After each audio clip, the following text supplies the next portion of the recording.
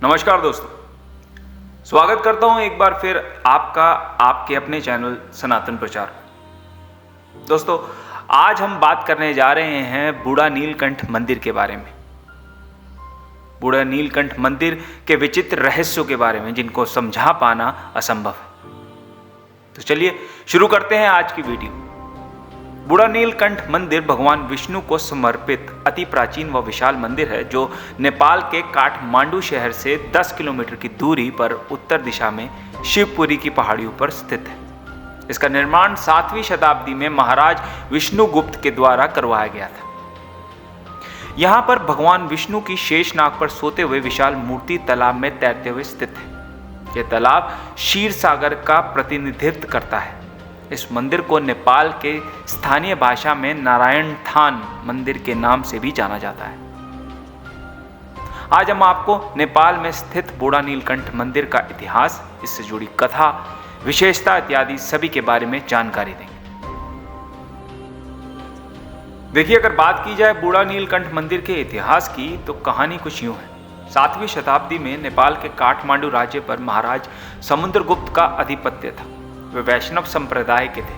उन्होंने भगवान विष्णु की क्षीर सागर पर लेटे हुए की मूर्ति बनवाने का निर्णय लिया। इसके बाद भगवान विष्णु की अति विशाल मूर्ति का निर्माण किया गया जो अपने शेष नाग पर लेटी हुई थी। इसके बाद इसे तालाब के ऊपर रख दिया गया। नेपाल के स्थानीय लोगों की मान्यता के अनुसार समय के साथ साथ यह मूर्ति विलुप्त हो गई। फिर कई सदियों के बाद मल्ला राजवंश के समयकाल में एक किसान को यह मूर्ति फिर से मिली। दरअसल इसी जगह के एक किसान और उसकी पत्नी खेतों में हल जोत रहे थे कि उनके हल एक भारी चीज पे जाके टकराया। इसके बाद उस जगह को खोद कर देखा गया तो उसमें भगवान विष्णु की यह विशाल मूर्ति निकली। इसके बाद वहां के राजाओं के द्वारा बूढ़ा नीलकंठ मंदिर का निर्माण करवाया गया। यहीं अगर हम बात करें इस विष्णु मूर्ति की विशेषताओं की तो यह मूर्ति बेसाल्ट के काले पत्थर से बनवाई गई जो नेपाल की सबसे बड़ी मूर्ति मानी जाती है। इसे एक ही चट्टान को काट कर बनवाया गया है। मूर्ति की लंबाई 5 मीटर है जो एक 13 मीटर लंबे तालाब में स्थित है जिसे ब्रह्मांडीय समुद्र का रूप माना गया है। इसमें भगवान विष्णु अपने चतुर्भुज अवतार में जिनके 4 हाथ हैं। इन 4 हाथों में भगवान विष्णु ने सुदर्शन चक्र, कमल का पुष्प, शंख व गदा पकड़ी हुई है। साथ ही भगवान विष्णु के मस्तिष्क पर एक विशाल चांदी का मुकुट भी पहनाया गया है। चलिए अब आगे जानते हैं कि क्यों इस मंदिर का नाम बूढ़ा नीलकंठ मंदिर पड़ा। कुछ लोग बूढ़ा नीलकंठ के नाम को गौतम बुद्ध से जोड़ देते हैं, लेकिन यह सही तथ्य नहीं है। साथ ही कुछ लोग के द्वारा यह भ्रम भी फैलाया गया था कि मूर्ति का रूप गौतम बुद्ध से मेल खाता है, लेकिन यह भी सही नहीं। लेकिन भगवान विष्णु को बूढ़ा नीलकंठ के नाम से नहीं जाना जाता है। फिर कैसे इस मंदिर का नाम बूढ़ा नीलकंठ मंदिर पड़ा?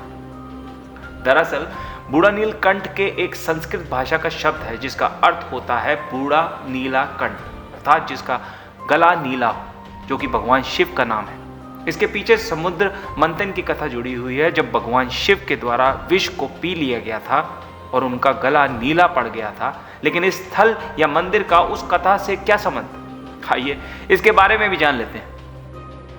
देवताओं व असुरों ने जब अमृत प्राप्ति की लालसा में समुद्र मंथन किया तब उसमें विशाल मात्रा में विष भी निकला जिससे संपूर्ण सृष्टि का विनाश हो सकता था। तब सृष्टि को बचाने के उद्देश्य से भगवान शिव ने उस विष को पिया जिससे उनका कंठ नीला पड़ गया। विष को पीने के बाद भगवान शिव के कंठ में अत्यधिक जलन होने लगी तो वे नेपाल के काठमांडू में गए। वहां उन्होंने पहाड़ों पर त्रिशूल चलाकर एक झील का निर्माण किया जिसका जल गोसाई कुंड से आया। उस जल को पीकर भगवान शिव ने अपनी पीड़ा को शांत किया। कहते हैं कि उसी गोसाई कुंड का जल आज भी इस तालाब में है, इसलिए इस मंदिर का नाम भगवान शिव के नाम पर बूढ़ा नीलकंठ पड़ा। इस मंदिर की सबसे रहस्यमयी बात यह है कि भगवान विष्णु की मूर्ति तो साक्षात मंदिर में विराजमान है जो सभी को दिखाई भी देती है, लेकिन भगवान शिव की प्रतिमा भी अप्रत्यक्ष रूप से तालाब के पानी के अंदर विराजमान है। भगवान शिव की प्रतिमा की छवि वर्ष में केवल एक बार अगस्त मास के दौरान होने वाले वार्षिक शिव उत्सव के दौरान दिखाई देती है। कहते हैं कि इस दौरान भगवान विष्णु की मूर्ति के ठीक नीचे पानी के अंदर भगवान शिव की प्रतिमा की छवि दिखाई देती है। इसलिए यह मंदिर भक्तों के बीच और ज्यादा प्रसिद्ध है और इस दौरान भारी संख्या में भक्त इसके दर्शन करने पहुंचते हैं।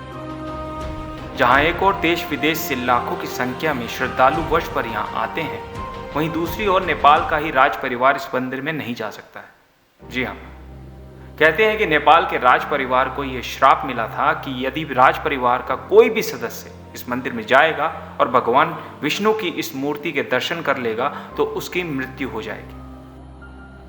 इसी श्राप के कारण आज तक नेपाल के राज परिवार का कोई भी सदस्य इस मंदिर में नहीं गया है, किंतु राज परिवार के लोगों के द्वारा भगवान विष्णु की मूर्ति का एक प्रतिरूप बनवाकर अपने पास रखा है ताकि वह उनकी पूजा कर सके।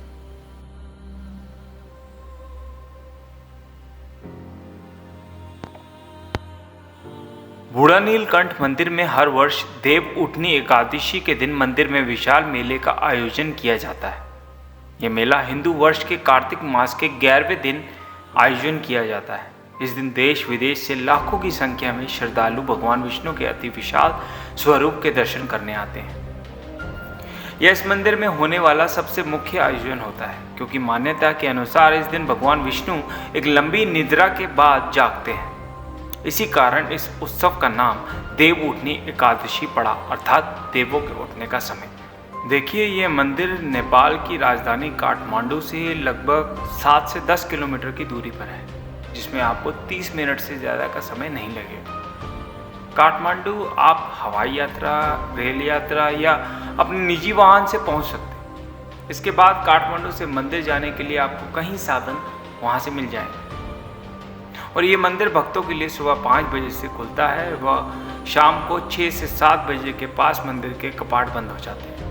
साथ ही वर्ष के हर दिन मंदिर भक्तों के लिए खुला रहता है, केवल सूर्य ग्रहण या चंद्र ग्रहण को छोड़कर।